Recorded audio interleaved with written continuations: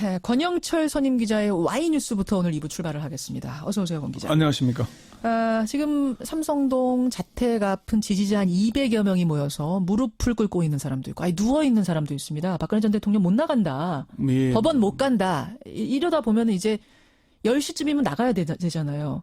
경찰하고 충돌이 어느 정도는 불가피하겠어요? 그 정도는 정리가 될 것 같습니다. 아마 이게 검찰에서 직접 구인하러 왔다면은 좀 충돌이 있겠지만은 자기 발로 가는 거잖아요. 그렇죠. 그래서 그럴 일은 뭐 없지 않나 그렇게 봅니다. 전직 대통령에 대한 영장 심사는 이게 처음이라면서요? 그렇습니다. 이미 이제 전두환 전 대통령, 노태우 전 대통령 두 명이 구속 수감된 적은 있는데, 그때는 뭐 영장 심사가 없었죠. 그때 제가 법조를 출입할 때인데 그런 제도가 없었죠. 그래서 지금 아마 세 번째로 이제 구속 수감될 위기에 처했는데 영장 심사는 어쨌건 역사상 처음 있는 일이 되는 겁니다. 그렇죠. 비공개입니까, 심사는? 영장 심사는 원래 비공개입니다. 그동안은 영장 심사가 진행되면은 기자들이 이른바 벽치기로 문을 통해서 듣거나 뭐 좀 들었는데 새 나오는 거 듣는 거. 근데 최근에는 그것도 뭐 어려운 데다가 특히 오늘은 철저한 경계 때문에 심사 내용이 밖으로 알려지지는 않을 것 같습니다. 영장 심사는 꽤 오래 걸릴 전망인데요. 이재용 삼성전자 부회장에 대한 심사가 7시간 넘게 걸렸거든요. 그렇죠. 근데 박 전 대통령 그 정도까지는 그러지 않을 것 같다는 얘기도 있고, 또 뭐 부인으로 일관하다 보니까 예상보다 빨리 끝날 수도 있을 거다 이렇게 얘기합니다. 오히려요. 아까 이용주 의원은 꽤 더 많이 걸릴 거라는 예상을 하시던데. 부인으로 일관하는데 판사들이 이제 판사가 직접 신문을 하거든요. 거기는 답변을 해야 되니까 뭐 좀 시간을 끌 수도 있겠지만 어쨌건 영장 발부는 내일 새벽에나 가능할 것이라는 게 아마 대체적인. 그러니까 신문하는 시간이 어찌 됐든 간에 그다음 이제 고민하는 시간이 길어질 거기 때문에 이러나 저러나 최종 결정은 내일 새벽쯤에. 검찰 조사에서는 부인을 많이 했다면서요. 그러니까 적극적으로 부인을 했고 말을 많이 했다고 그래요. 그렇지만 결과적으로는 부인이었는데 오늘도 그럴까요? 모든 혐의를 부인할 가능성이 높다는 게 법조계의 대체적인 전망입니다. 박 전 대통령은 지난해 10월 25일 태블릿 PC가 공개된 뒤 하루 만에 첫 대국민 사과를 했죠. 그 부분 잠시 한번 들어보시죠. 최순실 씨는 과거 제가 어려움을 겪을 때 도와준 인연으로 지난 대선 때 주로 연설이나 홍보 등의 분야에서 저의 선거 운동이 국민들에게 어떻게 전달되는지에 대해 개인적인 의견이나 소감을 전달해주는 역할을 하였습니다. 이때는 최순실 씨의 존재를 처음으로 인정하는 건데요. 그렇지만 내용적으로는 개인적인 의견이나 소감을 전달해주는 역할이라면서 사실을 축소하고 은폐하려 합니다. 그렇죠. 11월 4일 2차 대국민 사과를 했는데 그것도 잠시 들어보시죠. 2차입니다. 국가 경제와 국민의 삶에 도움이 될 것이라는 바람에서 추진된 일이었는데 특정 개인이 이권을 챙기고 여러 위법 행위까지 저질렀다고 하니 너무나 안타깝고 참담한 심정입니다. 내가 이러려고 대통령을 했나 하는 자괴감이 들 정도로 괴롭기만 합니다. 여기서도 미르와 K스포츠재단이 사익 추구가 아니라고 하면서 특정 개인 최순실에게 책임을 떠넘기죠. 그렇죠. 11월 29일 세 번째 대국민 사과를 하는데요. 잠시 들어보시죠. 저는 1998년 처음 정치를 시작했을 때부터 단 한순간도 저의 사익을 추구하지 않았고 작은 사심도 품지 않고 살아왔습니다. 그러니까 이거 말고도 정규제 TV 인터뷰를 봐도 그렇고 내 주머니로는 하나도 안 들어왔는데 내가 어떻게 공범이냐 이 주장을 계속하는 거잖아요. 내 주머니로 들어온 건 없다. 그렇죠. 근데 이제 거기에 대해서 법조인들은 이렇게 얘기를 하더라고요. 도둑이 같이 담을 넘었어요. A하고 B가. 근데 이 작물은 다 A가 취득했어요. 그럼 B는 도둑질을 안 한 거냐? 이런 논리를 얘기하니까 쉽더라고요. 그러니까 이렇게 부인을 하는데 1월 1일 갑작스럽게 열리는 기자간담회에서 삼성 합병에 대해서 완전히 엮은 것이 이렇게 또 부인했죠. 정규제 TV에서도 경제 공동체를 엮어도 너무 어거지로 엮은 거다 이렇게 얘기하면서 빠져나갔잖아요. 그렇죠. 그러니까 박 대통령이 지금까지 일관되게 계속 부인으로 오고 있는 거 아닙니까? 오늘 아마 영장 심사에서도 이런 기조가 유지될 것이다. 이게 지금 거다. 대체적인 관측입니다. 자, 그렇다면 자꾸 이렇게 부인하면은 이게 증거인멸 우려 때문에 결국은 구속될 확률이 점점 높아지는 걸 알면서도 왜 이렇게 박 전 대통령은 끝까지 부인을 하는가? 일관되게 부인하는가? 이유가 뭡니까? 첫 번째는 구속을 피하기 위해서입니다. 아니 구속을 피하기 위해서 부인한다고요? 네, 박 전 대통령이 지금에 와서 자신의 잘못을 인정하고 사과한다면 어떻게 되겠습니까? 김현장님 그거 좀 봐주겠어요? 이제 와서 한다면? 네. 그럼 지금까지는 뭐 거짓말했던 거냐 또 이런 얘기가 나오긴 하겠네요. 아마 부인으로 일관하는 것보다는 기각 가능성이 조금은 높아지겠지만 예. 대세를 바꾸기는 어려울 겁니다. 대세를 지금 바꾸기는. 오히려 모든 걸 잃게 될 겁니다. 지지자들은 떨어져 나갈 것이고 예, 이제 예. 박 전 대통령은 갈 곳이 없어지게 됩니다. 지지자마저 떨어져 나갈 거다. 예, 그러니까 그러니 박 전 대통령은 끝까지 부인으로 일관할 것이고 설사 구속 수감이 되더라도 재판 과정에서도 부인으로 일관할 겁니다. 한 중진 법조인이 박 전 대통령이 이제 와서 범죄 혐의를 인정한다면 모든 걸 잃게 된다. 예. 끝까지 모르쇠로 일관할 거다.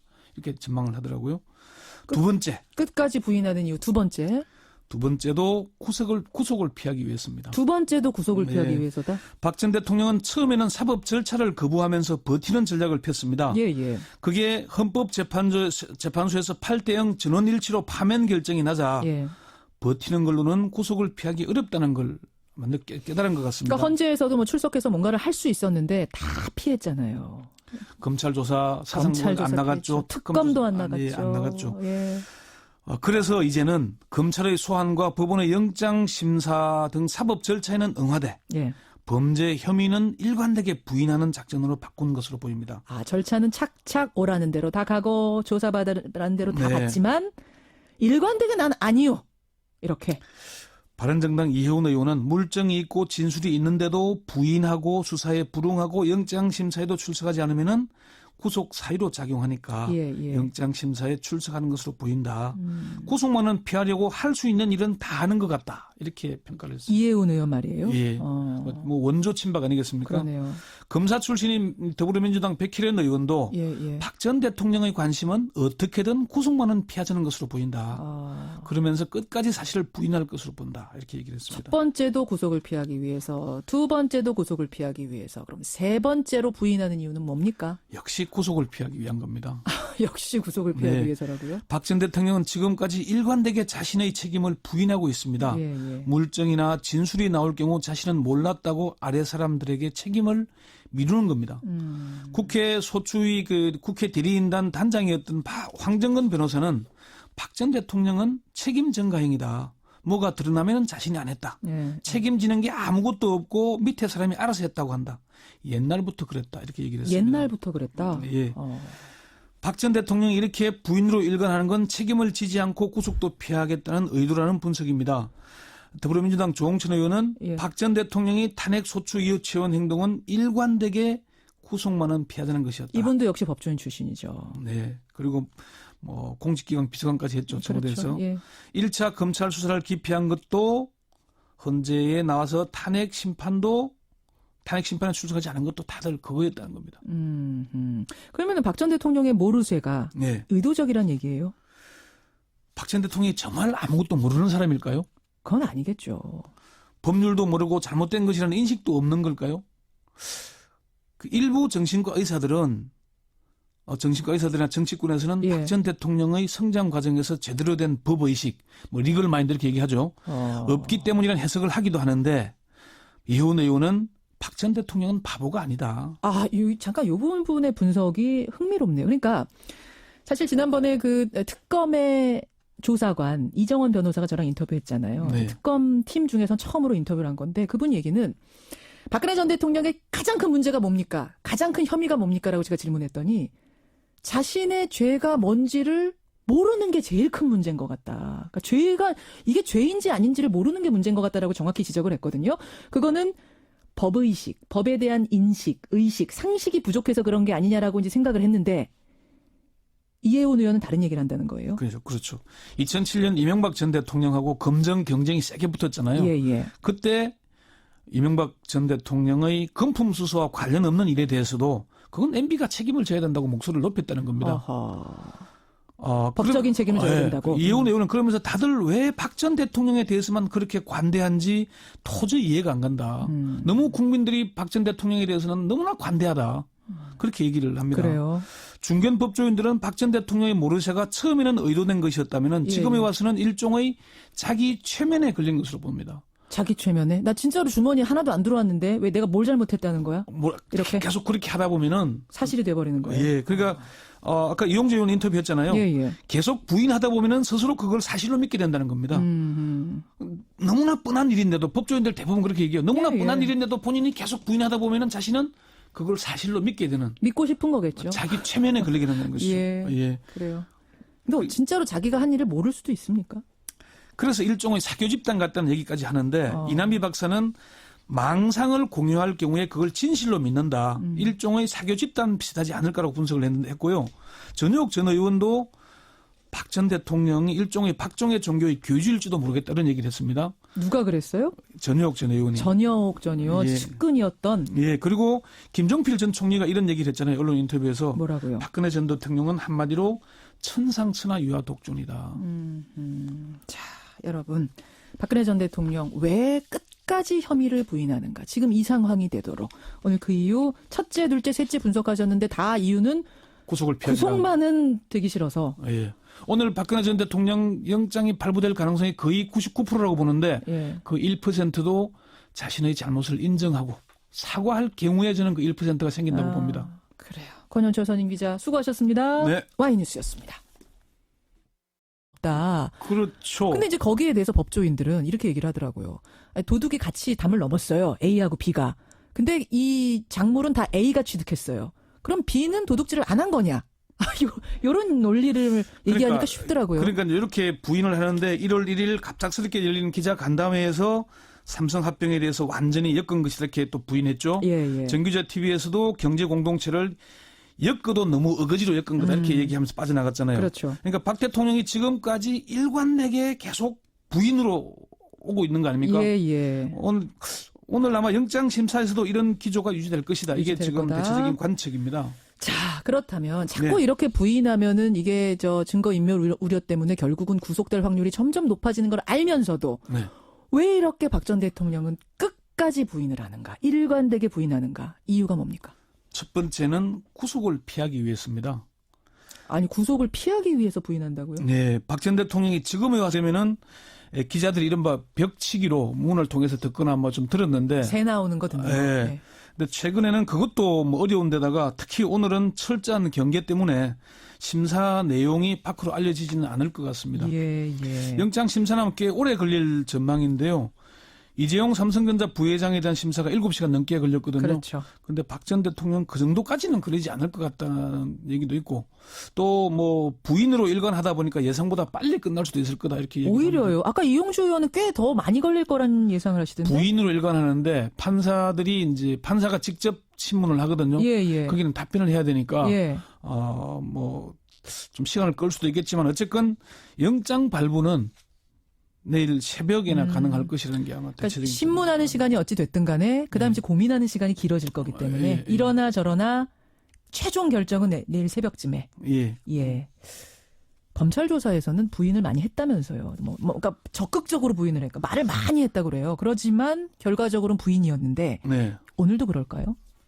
모든 혐의를 부인할 가능성이 높다는 게 법조계의 대체적인 전망입니다. 박 전 대통령은 지난해 10월 25일 태블릿 PC가 공개된 뒤 하루 만에 첫 대국민 사과를 했죠. 그 부분 잠시 한번 들어보시죠. 최순실 씨는 과거 제가 어려움을 겪을 때 도와준 인연으로 지난 대선 때 주로 연설이나 홍보 등의 분야에서 저의 선거 운동이 국민들에게 어떻게 전달되는지에 대해 개인적인 의견이나 소감을 전달해주는 역할을 하였습니다. 이때는 최순실 씨의 존재를 처음으로 인정하는 건데요. 그렇지만 내용적으로는 개인적인 의견이나 소감을 전달해주는 역할이라면서 사실을 축소하고 은폐하려 합니다. 그렇죠. 11월 4일 2차 대국민 사과를 했는데 그것도 잠시 들어보시죠. 2차입니다.